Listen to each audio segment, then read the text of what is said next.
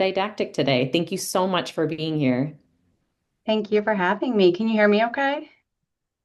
Awesome. I never know with my desktop webcam whether or not it's actually picking me up. So again, thanks for the invite. I'm really excited to be here. I just came to U of R and the Rochester area a few months ago.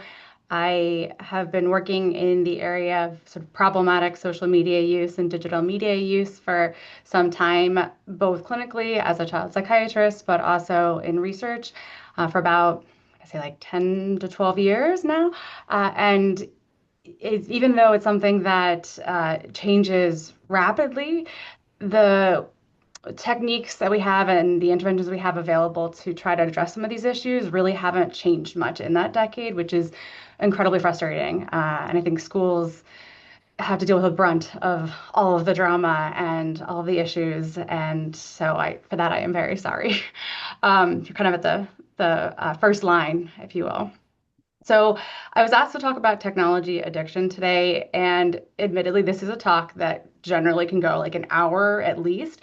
So some stuff is going to get truncated. I apologize. I will try to go as much as I can within the 20 minutes. I might talk a little fast. Again, I apologize for that. But the talk, because I had to focus on sort of one area, really is going to be looking specifically at that sort of addiction phenomenon. And again, we kind of alluded to it here, right? Like addiction is a stigmatizing word, but there's a lot of overlap. And so generally, clinicians and researchers in the field try not to use the word addiction, especially I think in this country. In other areas, they are more comfortable calling it internet addiction, but it's a kind of a complex construct for sure to study. So let me pull up my slides. Yes, I'm able to share. Sweet. Okay. Can everybody see? Hopefully. You should see a small child on a phone. Cool. Okay. That child is now quite old. Well, not, she's not in college yet, but she's much older than there. It's my eldest daughter. So today, I just want to talk about something that was brought up earlier, the idea that, these platforms and phones and devices in general have been created to try to keep you glued, hence why they are so addictive in nature. So I'll talk a little bit about what the companies have been doing and platforms have been doing to keep people, and us included, hooked. I'll talk a little bit about what technology addiction is, the different terms for it, because there are about 4 or 5 different terms that are sort of all interchangeable, and then the health consequences, particularly mental health consequences of excessive screen use. And then finally, I'll talk a little bit about some strategies that have been studied to help kids and adults also kind of break this unhealthy cycle of being attached to our devices. And more often than not, right, it's now kind of a device use. There used to be kind of a way to distinguish, social media addiction versus gaming addiction, but all those things are intertwined now usually on one device. For most of us, it's our smartphones. So again, it's not your fault. This is something that tech companies have been doing for ages in terms of keeping people glued to media, right? Even when newspapers were the only media we had, there were techniques that newspaper companies used to keep people buying papers and interested. And similarly, we're using those now, right? And we've used them in gambling, we use them in video games, as I mentioned, the news. These are all various different products that have been sold by, the ability to kind of keep yourself glued to them and coming back for more. The design of the products is one way that they kind of get you hooked initially to just grab your attention. The bright colors, most of the time, social media platforms have these bright colors, bright images, right? Colorful images. It's a way to draw people in. Another way is misleading headlines. So you'll either see something that seems like too good to be true. I've almost fallen for this many times, right? When they promise me that I can stop my toddler from having a tantrum in like 5 seconds. That sounds amazing. But you go to the article and then you read it and it doesn't actually seem like that's something that is kind of borne out in practice, but the headline seems to make it as such that you can, make it stop in 5 seconds, or something that is alarmist, right? Like shampoos cause cancer. It's hard to not want to click on that, even though maybe part of you knows inside that most shampoos probably don't cause cancer, or that that's an overstatement. But it's hard for us to resist clicking on something that is alarming and kind of pulling for that alarm inside of us and that anxiety. And then engaging media. Most of us probably feel like watching videos is far more engaging than reading plain grayscale text. And that's true by and large for most of the people with devices and platforms, right? So by using videos, that's a great way to get people looking and watching. And the other way that they've been able to I guess, optimize social media platforms specifically is by the creation of the short form video. So short form video is described as short clips that engage. It's just like it sounds, right? It's people click on these videos that they're a short period of time. They're what we call digestible, and so that it's easy to understand. There's nothing overly complex about them. But people have found over time, and advertisers have found over time, that the short form video actually keeps people engaged with a device longer, even though the videos themselves are shorter. So if you tried to show somebody like a longer, more comprehensive video or media, they're more likely to spend less time on a device using that than they would be if they were just watching multiple short form videos, right? Or, kind of like scrolling through dog videos again and again. I mean, admittedly, that's my daughter that does that. I'm a cat person. So the other way that these platforms and I think devices to a degree keep us stuck is that this constant contact. And I think of this kind of like the Tamagotchi or Gigapets. I'm like back in the 90s. These are huge. I think now actually they've come back a little bit since many millennials are parents. They constantly, these little things, these little like artificial virtual pets would constantly beep and annoy you and try to say like, feed me, play with me. And that's what your phone is doing constantly, right? These platforms all have notifications that keep wanting to pull you back in. And as soon as you click on a notification, right, like there's another notification right there. And so you just get swept up back into your phone all over again. And then it also keeps you engaged by conferring an artificial value to you, honestly, through your use of social media platforms.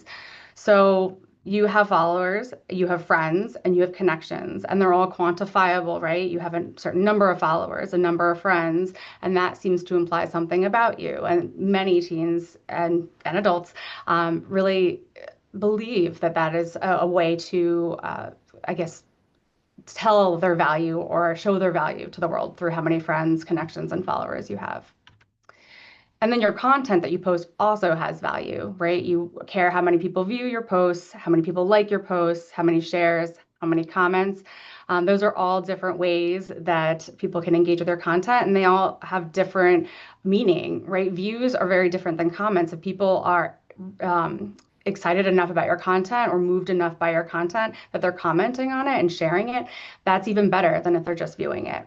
So these platforms have done such a fantastic job making it seem as though if we don't have a certain number of views or likes or followers, we need to achieve more, and there's no end limit to that. And so it's easy to get caught up in that cycle. And then even your time has value on certain platforms. Thinking about Snapchat, which actually has sort of an incentivization to keep you on streaks so that you are within a certain time trying to keep a streak going, a conversation with others going. And that makes it seem as though it's just all the more important, right, for you to stay on your device. And the algorithm is the entity that also makes it sort of all happen and worthwhile. Most of us wouldn't engage with our phones necessarily if the content on our phones wasn't enticing. There are certain, like I just said, dogs really aren't my thing. Like if they were just showing me dog videos, I probably wouldn't care as much to want to engage with my phone. Each of us has our own kind of thing that we like to engage with. Our platforms know what that is, and the algorithm is creating content for us based on our prior preferences.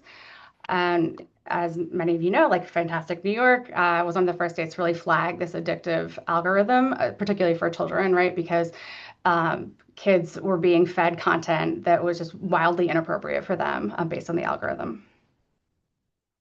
So the bottom line is these companies, they need you to feel something and do something to keep engaged on your phone.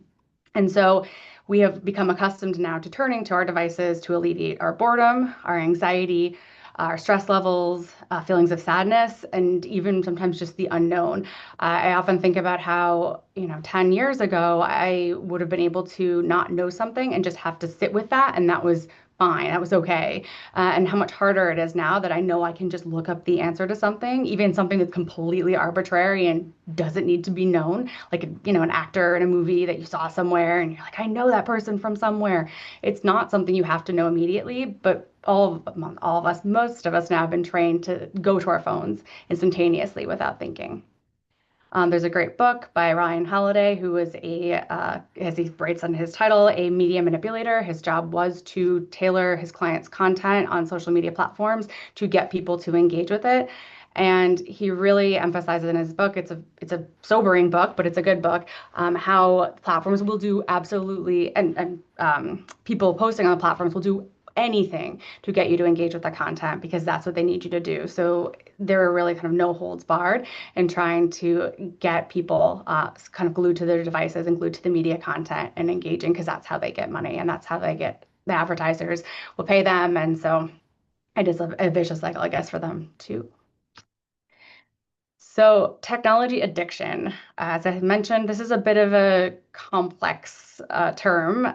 Many of us struggle with the word addiction, in large part also because as a formal diagnosis, it's not recognized as an addiction. And even bodies like NIDA, the National Institute on Drug Abuse, they don't view technology addiction as a true addiction. And that's problematic, I think, in certain ways because it ignores and blocks research into this, I think, very problematic and toxic issue for especially youth. But I do understand why there is a desire to want to limit how much we throw around the word addiction because of the stigma associated. So other terms have been created for technology addiction. One of them is problematic internet use, which admittedly, there are many types of problematic internet use, but this is described as excessive screen use, again, difficulty regulating the amount you spend online. And then, of course, with many addictions, right, the adverse interpersonal or professional or academic outcomes that occur due to that excessive screen use. You can also see it as internet, smartphone addiction, problematic screen media use, problematic social media use, and internet gaming disorder are all terms that are thrown about kind of almost interchangeably. The one that is, that's the next slide. There is a lot of debate also as to whether or not these constructs are an independent disorder, like all on their own. So there is a lot of concern among researchers and clinicians and scientists alike that this is a kind of a symptom of a larger issue, like for example, many mental health issues.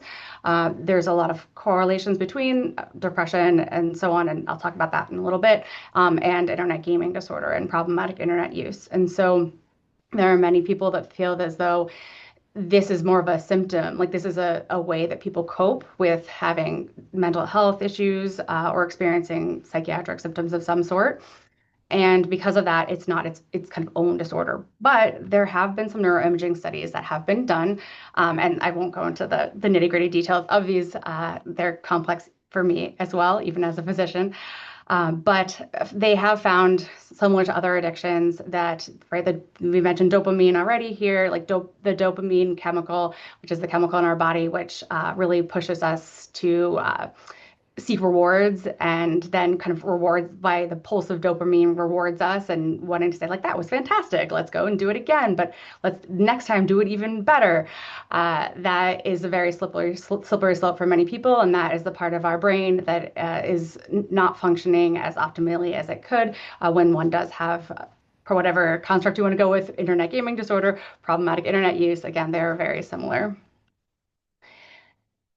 And internet gaming disorder, even though it is focused most on internet gaming, as it sounds, is the one that has been most clinically highlighted because it is the only one like officially recognized as a disorder. Granted, that's in something called the ICD-11, which is an international like diagnostic manual. And it describes specifically compulsive gaming. And again, with a lot of those qualifications that I mentioned earlier related to problematic internet use. But again, like gaming right now, oftentimes does go along with other engagement, like social media platforms, and you think about how now also online gaming has connections with others. You can communicate with people through online gaming. You can be cyberbullied through online gaming. So it's important to consider that gaming is not just you sitting in isolation, just on devices all the time alone, right? It's you also interacting with others, and that can bring on a whole host of other problems. But again, an impairment in functioning is required to make the diagnosis, and it has to be occurring for at least a year to be officially counted as internet gaming disorder. But still, there are many people that think that even this disorder isn't real and it was premature to classify it as an actual disorder, despite, I think, much concern, especially countries like Korea, China. They've been studying these constructs for years, and they are, I think, light years ahead of us in the US in terms of researching internet gaming disorder. So, screens and mental health, as all of you know, because it's all over the news and we hear about it all the time and we see it in my patients and your students. There are many mental health consequences to screen use, excessive screen use. And this is something, again, that has been uh, attempted to be captured many times by researchers, even as far back as like hundreds of years ago, when certain media would get consumed and something would happen. For example, there is an early example of suicide contagion on a book about 100 years ago, where there was a connection between youth suicide or young adult suicide at the time a book was released called The Sorrows of Young Werther. And there was a big question as to, like, well, was the release of this book that contained mention of a suicide, was it directly responsible for this increase in suicides that we saw? And this question keeps cropping up again and again, as long as we have media that is somewhat controversial. Another example of this, right, is video games. Video game violence has been probably the kind of new hot topic the last 20 years, although now social media and mental health has taken its place. But you constantly are battling with whether it is the video game violence itself that causes real life violence, which is called media effects, versus media selection. Are people that are more prone to violent behaviors more likely to pick media that is violent in nature? And it's a complex question for sure. So researchers have definitely been trying to figure out excessive screen media use and technology addiction, teasing out chicken or the egg with that. They found links between problematic internet use and depression, poor sleep, anxiety, and specifically social anxiety. That also includes FOMO, which is fear of missing out, PTSD symptoms, and trauma exposure, depending on the content that you're seeing while you're binging screen use. And emotional dysregulation, again, this was mentioned particularly for younger kids and kids also who are on the spectrum. There can be higher rates of emotional dysregulation when you're using the devices as your kind of your primary coping skill. It can be really hard to separate from them. And the take home point from this is it is very complex. Like I've probably said that 30 times already, and I apologize, but it is incredibly complex because most of the research that has been done, even now, is cross-sectional in nature, meaning it just takes a not Snapchat, snapshot of one point in time and looks at kind of the correlation between, certain mental health disorder and a certain behavior online or time spent online. We need more longitudinal studies over time tracking youth and tracking their behaviors. This relationship is very much bidirectional, and that honestly is the case for video game violence and violence like this. This relationship is a complex one, and it is a vicious cycle in and of itself. The best research that we have on this topic really is looking at depression and social media use and screen media use. And in that topic alone for depression, there's probably the best evidence for there being some degree of social media use and device use causing depression more than I think any of the others in terms of one actually causing the other in terms of causality. And they said, it is significant, but it is a small effect size, meaning it's not a huge impact on depression. It's not liable to cause a person to become, majorly depressed just by engaging in, an hour or two a day of social media use. But there's a lot more that we still have to learn about it. And especially, we know that there are many factors that cause depression. And if you just think about the act of sitting on one's device or being on one's device, right, we impact a lot of the factors that have been known to cause depressive episodes. So, for example, sleep, that's a huge, or rather lack of sleep is a huge cause for depression. Also, vitamin D and low vitamin D levels have been connected to depression. If you're on phones, it's probably pretty hard for you to be on your phone all the time and be in this direct sunlight, right? It's hard to see your phone in direct sunlight, so many people will spend more time indoors. They'll also be getting less exercise, which has been connected to depression because it's really hard to exercise and be on your phone. Although I have seen people at the gym try it, it seems very dangerous. And then you also are exposed to things that are known to cause depression, like bullying, cyberbullying online. That has been well connected to depressive symptoms, especially in kids and teens. So, and these are all factors that we aren't sure, if it's the social media use itself versus just what you are exposed to on social media, and then the other factors in your life that you might not be getting as much of, like vitamin D exposure and sleep. And Dr. Gansner, I'm just going to give Yeah. you a like 30-second Oh God. warning Oh just to no. wrap up, Okay. 1 minute max. This is so, so Okay. important. I do want to make sure we So have time. hopefully people can get these slides. We'll Let's share see. the slides and the recording Okay. and everything after too. Okay. Thank you so much. So let's see. I'm going to go real fast through all of these. I discuss kind of in depth a lot of the things that I recommend in terms of kind of understanding youth digital media use and technology addiction. I definitely would love for you all to get these slides so you can go through them much slower than the 30 seconds that I'm going through. But I talk about different strategies you can use to make devices less enticing, especially for youth. Digital media planning is something that is a great way to try to add some boundaries and structure surrounding digital media use for people that have problematic use, especially. So there's some tips there. And I just, in the last 30 seconds, I want to just give you some resources because I think that will be really helpful, the most helpful, probably. So quick resources, Dr. Ginsburg, I have ACAP. a Yeah, question for you before you share the resources. sure. Would you say that there's maybe like an overarching thing you would share? We'll share all these slides for people to go through in detail, kind of, what they would do to tackle this. But are there for these school teams, like just like a couple of key takeaways of how they might start to think about supporting a child or teen that they feel like is just really addicted to their Yeah. devices? So the first, I always talk about kind of making room for discussion. I have a sort of acronym called MATTER in the slides. You want to have an open discussion about it, not an interrogation. That's always the first way to go about it. And then secondly, you want to ask a lot of questions, in meaning you have to understand exactly what they're using and what the areas of problematic use are. You definitely want to ask both the youth and you want to ask the phone itself, because the phone now can tell you exactly what a person is using and when they're using it the most. Then you want to target those specific areas that are most problematic. There are many different ways to do that. Some involve, as I said, making your phone kind of less enticing, hiding certain platforms that are more problematic. There's some evidence about kind of treatments, more formal treatments, like medications and like a non-invasive brain stimulation, things like that, and therapies for treating internet gaming disorder and the like. And then you also want to test out a lot of these strategies because no person's problematic use is the exact same. And because of that, it's important to try to figure out when certain interventions might be more helpful and when they might not be, because we're all vulnerable to certain parts of our phones at different times.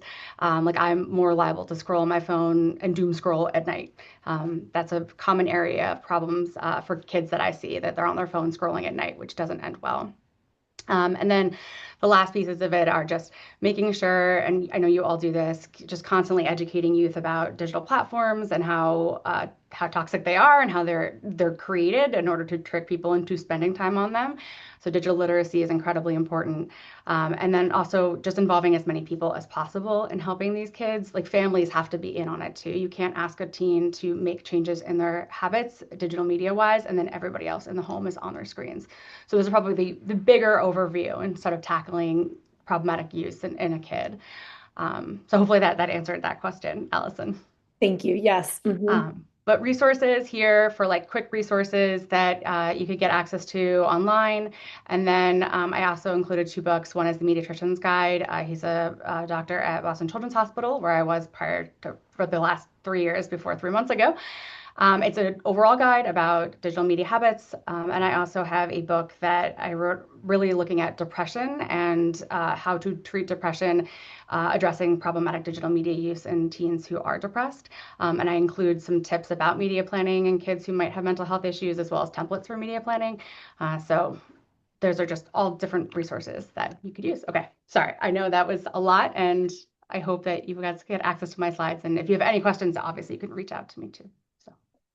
Thank you so much, Dr. Gansner, for a very comprehensive presentation, and you packed a lot into a small amount of time. We really appreciate it, and we'll share all the resources that you mentioned. We'll share the slides.